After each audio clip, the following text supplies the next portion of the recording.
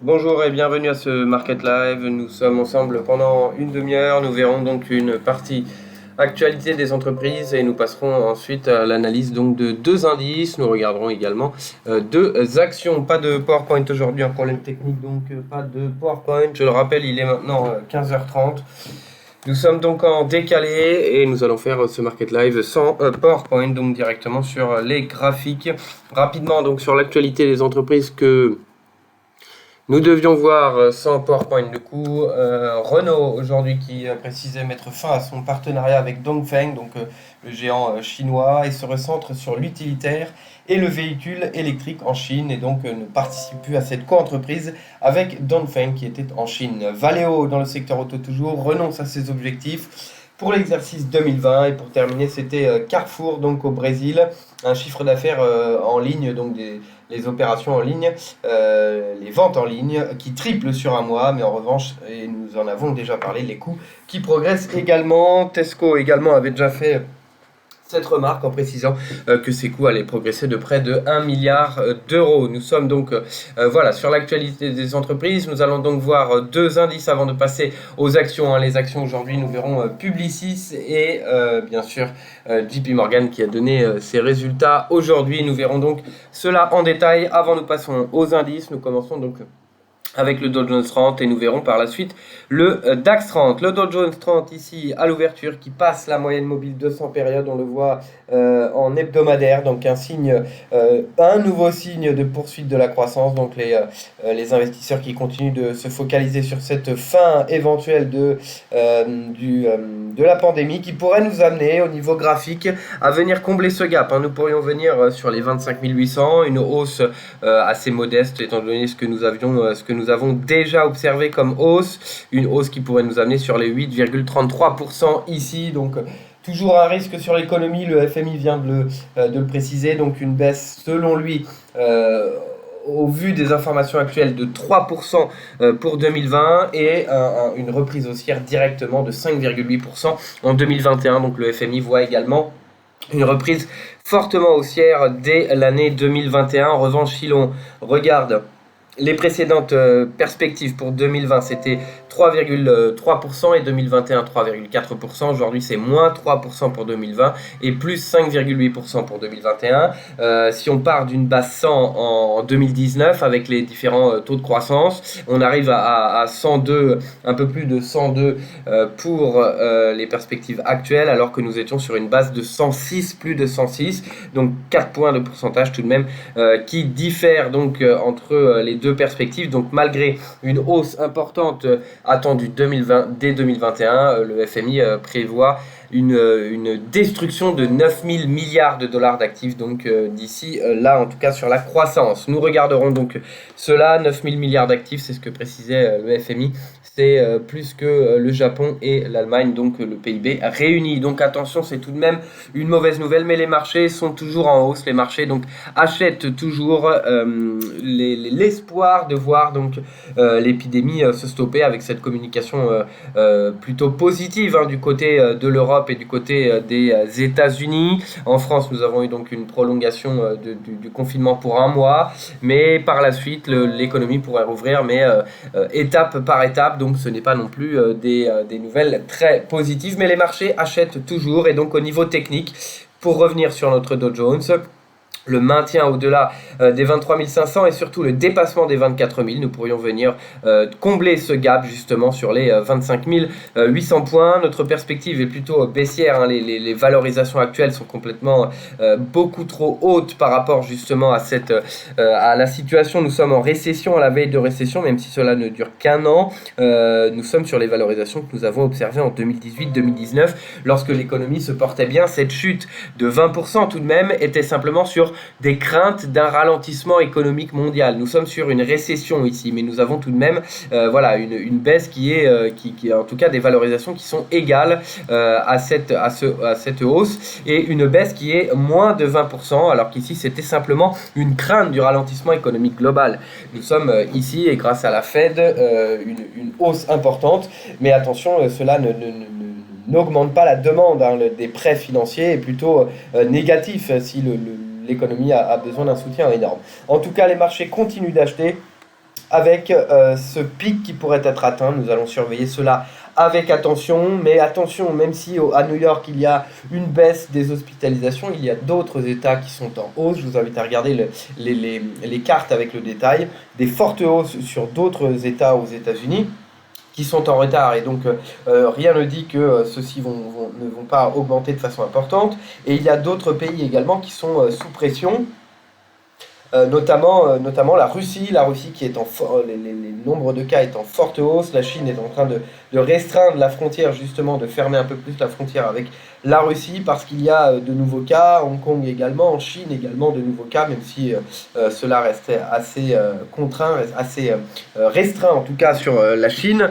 La Belgique, à titre d'information, a maintenant plus de décès que ce que nous avons constaté en Chine. Donc voilà à peu près où nous en sommes, mais tout de même, les marchés continuent d'acheter cet espoir. Donc, et nous pourrions venir sur les 25 800. C'est donc l'objectif de voir combler le gap en cas de dépassement, maintien au-delà de la moyenne mobile 200 périodes. Nous sommes en hebdomadaire, et un dépassement donc des 24 000 que nous avons vu déjà, qui avait mis ici les 23 523, donc qui a permis le support à plusieurs reprises, et les 24 000 qui a déjà mis en échec ici le 9 avril. Et donc l'accélération au-delà des 24 000, nous pourrions venir sur les 25 837 points ici, donc comblement du gap que nous avons vu ici sur le Dow Jones 30. Voilà donc pour ce premier indice. Nous allons maintenant surveiller un autre niveau ici, à surveiller un niveau intermédiaire avant donc les 25 000. Le dépassement ici de l'oblique, bien sûr, pourrait confirmer ce retour sur les 25 800. Je rajoute qu'au-delà de l'aspect technique, notre perspective sur l'économie est plutôt baissière à moyen terme, et donc la valorisation actuelle n'est pas justifiée selon nous. Nous passons maintenant sur le DAX de la même façon, qui a cassé tous les niveaux de résistance ici. En mensuel, nous avons bien sûr cette moyenne mobile sans période. Si nous regardons sur d'autres horizons de temps, de la même façon, cette cassure des 10 000 du plus haut récent également, de l'oblique, et maintenant au-delà du plus bas de 2018, nous pouvons maintenant voir au-delà donc les 11 000, et ici de la même façon venir combler le gap sur les 11 500 points en cas de maintien au-delà des 10 700. Nous pourrions voir donc seuil des 11 000 points, mais venir ici sur les 11 500 points. Nous avons les 50% de Fibonacci en niveau intermédiaire. Donc au niveau technique, de la même façon, nous voyons une poursuite de la hausse ici. 10 800 à surveiller, qui était une résistance également que nous avions observée en 2016 après cette baisse importante. Donc en 2016, 10 800 points, mais nous voyons donc une accélération qui est également un des plus bas que nous avions observé. Nous pourrions voir donc une accélération et venir combler les 11 500. De la même façon, nous sommes plutôt toujours sur une perspective baissière, mais les marchés continuent d'acheter cette anticipation d'un rebond extrêmement important. Et surtout d'un ralentissement soudain de l'épidémie, et donc d'un retour au travail. Donald Trump donc précise que c'est lui qui donnera les ordres pour le retour au travail aux États-Unis, peut-être directement début mai. Cela pourrait amener un conflit, on l'a vu donc avec les gouverneurs qui n'ont pas décidé justement, qui devaient décider de fermer leur État ou non, puisque c'était leur décision selon Donald Trump, et maintenant c'est au président américain, toujours selon Donald Trump, de reprendre la décision sur la réouverture du pays, bien entendu. Donc pour le moment, toujours des discours qui sont différents, même entre Donald Trump et Fauci, donc qui est l'expert, donc ou en tout cas le conseiller de Donald Trump sur la santé, mais a priori Donald Trump en connaît plus, ou en tout cas est en désaccord avec Fauci sur ces questions de santé, sur l'épidémie, mais Donald Trump souhaite réouvrir au plus vite. Attention au risque de deuxième épidémie, de deuxième vague sur le Covid-19. En tout cas ici, la perspective reste à court terme haussière, mais attention, nous gardons une perspective très baissière sur les indices, et l'échec ici pourrait nous ramener, attention donc un retour, et nous l'avons vu très rapidement, voilà, sous ce niveau qui pourrait nous ramener donc sur les 10 200 points. Voilà, donc rapidement, nous allons maintenant passer aux actions. De la même façon, toujours pas de PowerPoint, nous passons donc directement sur Publicis. Nous allons mettre le graphique derrière nous. Voilà, je vais y arriver. Voilà, nous allons mettre donc Publicis derrière nous, qui est toujours en forte chute après un rebond tout de même important des résultats du premier trimestre, donc annoncés avec 10 jours d'avance. Un des premiers donc à annoncer ces résultats qui de la même façon n'a pas eu beaucoup d'impact, une légère baisse de 0,57%.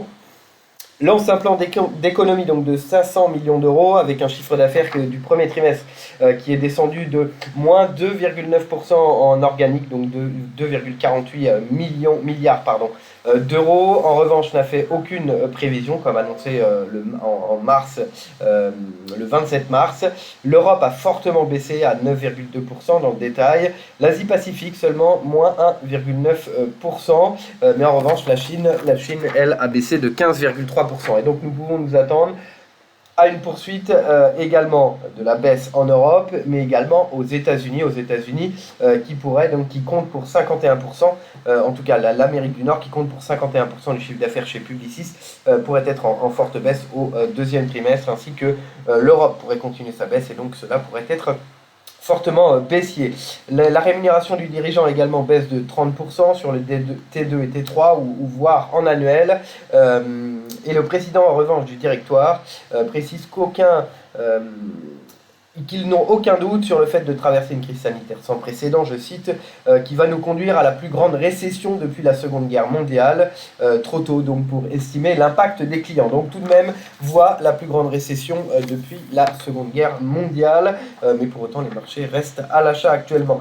WPP, dans le même secteur de la publicité, précisait des économies, lui, de 2 milliards d'euros, donc de livres, pardon, puisque c'est une société britannique, 500 millions d'euros seulement pour Publicis, 2 milliards chez WPP, et renonce aux dividendes, retire également ses prévisions pour 2020. Chez Omnicom, qui est un des top 3 également, impact important sur l'activité, mais sans préciser également. Attention, donc Publicis, des résultats qui restent tout de même assez stable, en tout cas moins 2,9%, mais attention à l'accélération de cette chute pendant le deuxième trimestre, et par la suite les dépenses de publicité pourraient être réduites dans de nombreuses sociétés avec ces perspectives négatives. Le prochain rendez-vous sur Publicis le 27-05 pour l'Assemblée Générale. Voilà Publicis ici sur les graphiques, donc nous avons actuellement en hebdomadaire, donc toujours au rebond ici, une baisse actuellement de 0,87%, donc des marchés qui restent toujours en hausse, on le voit. Ici, un comblement du gap qui s'est effectué, donc on l'a vu, les 30 euros qui semblent bloquer la poursuite donc de la progression du titre. Nous revenons ici sur des niveaux qui n'ont pas été observés donc depuis les années 2011 sur Publicis, depuis le retour justement de cette crise des subprimes. Nous étions descendus sur des niveaux à près de 10 euros. Donc les 30 euros qui sont surveillés avec attention, cet échec ici pourrait nous ramener. Ici nous avons donc un niveau sur les 27 euros que nous allons également retrouver donc en hebdomadaire. Voilà, en hebdomadaire, donc si nous dépassons ces 29,16 €, nous pourrions revenir sur les 27,14 €, donc un support également et une résistance passée également, donc nous surveillons avec attention. Donc les 30 euros, l'échec 29,16 qui pourrait nous ramener sur les 27,14 €. Le franchissement en revanche donc des 30 euros ici pourrait nous ramener sur les 33 € que nous n'avons pas vu donc depuis cette baisse ici en mars 2020. Voilà sur Publicis. Nous passons maintenant à JP Morgan. De la même façon, pas de PowerPoint, donc nous allons regarder directement le graphique de JP Morgan qui est actuellement en hausse de 2%, donc des résultats qui ont satisfait les investisseurs apparemment, en tout cas une hausse. Il est vrai que l'activité chez JP Morgan reste plutôt solide, nous avons des croissances dans les différentes activités. En revanche, le résultat, donc déjà le PNB, donc l'équivalent du chiffre d'affaires, 29,07 milliards contre 29,67 attendus. Donc une baisse assez légère et en revanche un résultat net en baisse de 68% à 2,87 milliards donc de dollars, 78 cents par action. Donc c'est ce que regardent de façon importante les investisseurs sur les actions américaines. Et un an plus tôt, nous avions donc un résultat net de plus de 9 milliards, ici 2,87 milliards, donc 2,65 earnings per share, donc résultat bénéfice net par action, 0,78 aujourd'hui. Donc ici quand même une baisse importante, une baisse de 0,68 ici, également une perspective des analyses qui était plutôt du double, voire 1,80 il me semble, sur l'earning per share donc attendu, mais bien sûr, ce n'est pas l'activité qui a baissé de façon importante, c'est les provisions pour risque, donc pour créances douteuses, qui ont augmenté de 6,8 milliards donc, de dollars, pour atteindre en tout 8,3 milliards de dollars. Donc autrement dit, les créances douteuses atteignaient 1,5 milliard jusqu'ici, et sur le premier trimestre, elles ont augmenté de 6,8 milliards de dollars. Donc tout de même, une hausse des provisions pour défaut, pour créances douteuses de ces clients, extrêmement importante, et nous arrivons au niveau, les 8,3 milliards, les plus hauts depuis 2009, donc depuis la crise des subprimes, bien sûr. Wells Fargo également a montré, lui, des résultats encore plus décevants, 0,01 centimes de bénéfices par action contre 0,62 attendu, une couverture également ou une hausse des prévisions qui est de 4 milliards donc chez Wells Fargo, donc tout de même voilà, des résultats qui apparemment satisfont les investisseurs, mais tout de même ces provisions pour défaut, pour risque est extrêmement négatif pour le marché et plutôt pour l'avenir, en tout cas pour ce qui va arriver dans les mois à suivre, c'est-à-dire des défaillances importantes et donc des créances qui vaudront zéro pour les banques. Et donc tout de même, pour les banques américaines et les plus grosses banques américaines très capitalisées, aucun problème. Si on se penche en Europe, JP Morgan précisait d'ailleurs que pour Société Générale et BNP Paribas, cela pourrait être plus difficile. Mais il y a pire en Europe, il y a Deutsche Bank et il y a Unicredit, ou les banques italiennes qui étaient déjà sous pression avant le coronavirus. Donc ici une étape, voilà, une étape importante, mais pas la plus risquée, notamment sur les banques. JP Morgan, donc, qui progresse actuellement 1,11%. Le dépassement ici, le retour au-delà de ce plus bas que nous avions observé donc en mi-2019. Pourrait permettre la nouvelle accélération de venir ici une nouvelle fois au niveau des 107. Mais attention à l'échec, attention en revanche ici à l'échec qui pourrait nous conduire donc sur un retour sur les 93 $ sur le titre JP Morgan. Toujours des valorisations extrêmement importantes, hein, parce que nous avons eu voilà, une hausse extrêmement importante avec la baisse des taux de la Fed qui nous a amené donc à progresser de façon importante sur la fin de l'année une nouvelle fois dans toutes les actions je parle, mais nous sommes quand même sur des valorisations donc de toujours 2018, 2019, ici des valorisations extrêmement élevées donc par rapport au risque de récession et par rapport donc à la situation où nous étions dans ces années. Donc attention, notre perspective reste baissière, mais au niveau technique et au niveau du sentiment, les marchés semblent vouloir continuer d'acheter au-delà de JP Morgan, donc nous l'avons dit sur l'indice américain, il y a le seuil des 3000 sur l'indice S&P, il y a le seuil des 25 800 sur le seuil du Dow Jones qui pourrait être atteint avant, attention, un risque et un retour baissier, un retour à la réalité. Voilà, au niveau technique, la tendance est toujours haussière, au niveau macroéconomique, nous restons sur un risque baissier toujours extrêmement important. Deux publications que nous allons suivre donc par la suite, c'est donc les ventes au détail, ce sera demain les ventes au détail aux États-Unis. Nous attendons donc une baisse de 4,8%. 4,8%, c'est donc ce serait la baisse la plus importante depuis justement, même depuis que nous avons cette statistique donc aux États-Unis. 4,8% pardon de baisse. Ce sera demain les ventes au détail principales, les ventes au détail également globales qui sont attendues en baisse de 8%. Mais bon, les marchés continuent d'acheter. Nous avons donc un retour haussier qui est attendu toujours. Donc nous suivrons tout de même cela avec attention. Deuxième publication, ce sera également les perspectives économiques de la Fed avec le Beige Book que nous regarderons donc demain également. Voilà donc pour ce Market Live sans PowerPoint, désolé, il est donc 4h-10. Celui-ci sera publié d'ici quelques minutes. Merci encore de nous suivre et très bonne journée à tous.